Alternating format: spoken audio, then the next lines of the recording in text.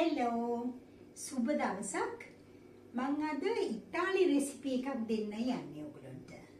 මොකද මේ දැන් බාලමහලු කවුරුත් ආසයිනේ ලස්සනට ඉන්න ලෝකේ.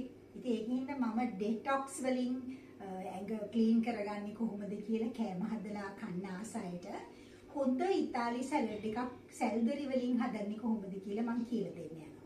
මොකද ඉතාලියේ ජීවත් වෙන මට හිතුණා ඕගොල්ලෝ ඉතාලි කෑම කන්න ආස හින්දා හෙල්දි සැලඩ් එකකුත් කියලා දුන්නා නම් හොඳයි කියලා. එහෙනම් අපි ලෑස්ති වෙමු ඒක බලන්න. ඕකේ. හෙලෝ දැන් අපි සැලඩ් එකට අවශ්‍ය කරන්නේ green apple. ගොඩක් අය කොළපාට ඇපල් කිව්වම තියෙන ඕන එකක් ගන්නවා නෑ. මේක කන්නේ ගොඩක් වෙලාවට කෙට්ටු වෙන්න. ඉතින් මේ ඇපල් එකට කියන්නේ ඇපල් ස්මිත් කියලා. ඒ ස්මිත් කියන ඇපල් එක තමයි ඇත්තටම green apple වලින් හොඳට කෙට්ටු වෙන්න කන එක. ඊට පස්සේ දී ගන්න ඕනේ මේක සැල්දරි ඉතාලියෙන් නම් අපි කියන්නේ සේදනෝ කියලා. ඉතින් ලංකාවේ සැලරි කියන එක හැමතැනම තියෙනවා. දැන් ගන්න පුළුවන් මේක ඇඟ හොඳට කූල් කරනවා. ඊට පස්සේ අපි ගන්න ඕනේ walnuts. මේක මේ ඔයගොල්ලන්ට කජු පාවිච්චි කරන්නත් පුළුවන් මේක නැත්තම්. හැබැයි මේකේ තියෙන දේ අපි දැන් හදන්නේ හෙල්දි සැලඩ් එකක් නේ. ඒකින්ද මේක ඔමේගා 3 තියෙනවා. ඒකයි ගොඩක් වටින්නේ. ඊට පස්සේ ලුණු ටිකක් අවශ්‍යයි. විශේෂයෙන් යෝගට් අවශ්‍යයි. සීනි නැති යෝගට් එක නැචරල් එක. මොකද අපි ඔලිව් ඔයිල් පාවිච්චි කරන්නේ මේකට. පාවිච්චි කරන්නේ දෙහි ලුණු යෝගට්. ඒ ඔලිව් ඔයිල් වෙනුවට තමයි අපි හොඳ යෝගට් එකක් දාලා මේ සැලඩ් එක හදන්නේ. එහෙනම් දැන් මම හදන්න පටන් ගන්නවා. මතක තියාගන්න සැල්දරි එකේ ගොඩක් මේ මැද තියෙන ලපටි ටික මේ ලා කොළ පාට කහ පාටට තියෙන ටික තමයි ගොඩක් රස, කිරි රසයි. ඊට පස්සේ අපි ගන්න ඕනේ මේ එළියෙන් තියෙන ටිකක් අර මහත දඬු.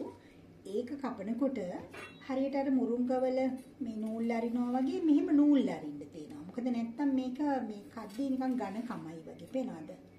මේ විදිහට නූල් ඇරලා තමයි මේක පුංචි පුංචි රවුම් වලට කපාගන්නේ. නේ? ඒකට දෙකට මෙහෙම කැඩුවත් නූල් යනවා මේ. නේ? මේ විදිහට නූල් ටික අරගන්න ඕනේ.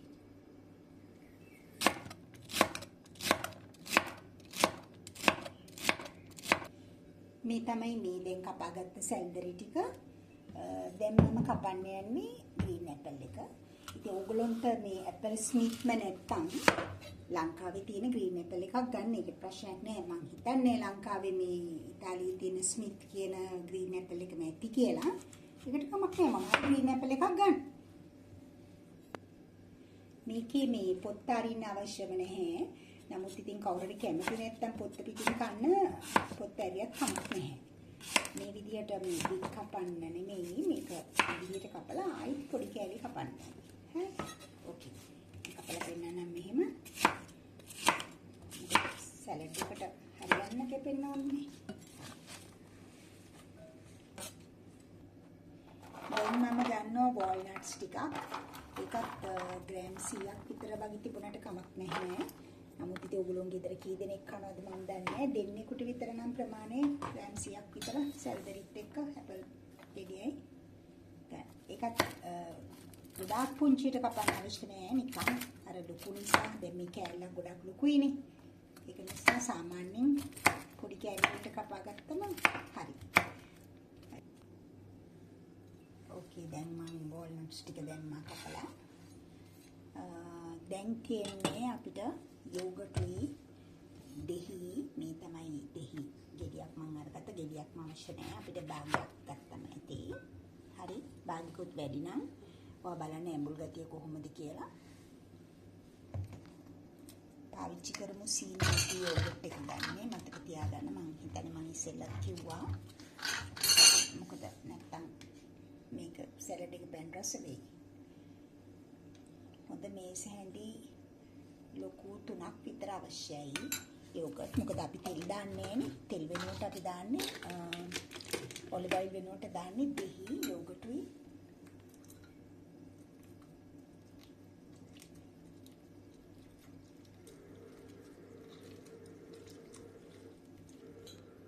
දැන් අපි ලුණු ටිකක් දානවා.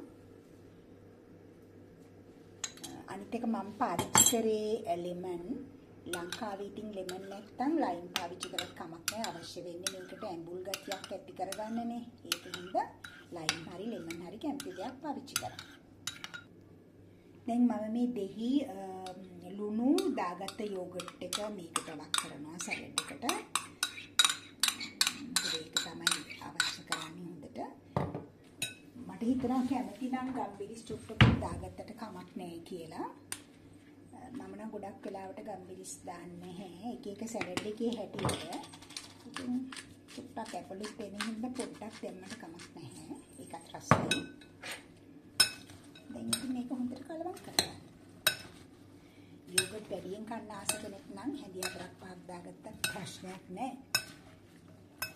මේ තමයි මම දැන් හදපු මේ ඉතාලි සැල්දරි වලින් හදන සැලඩ් එක. ඔයගොල්ලන්ට ගෙට් වෙන්න කන්න ලස්සන වෙන්න.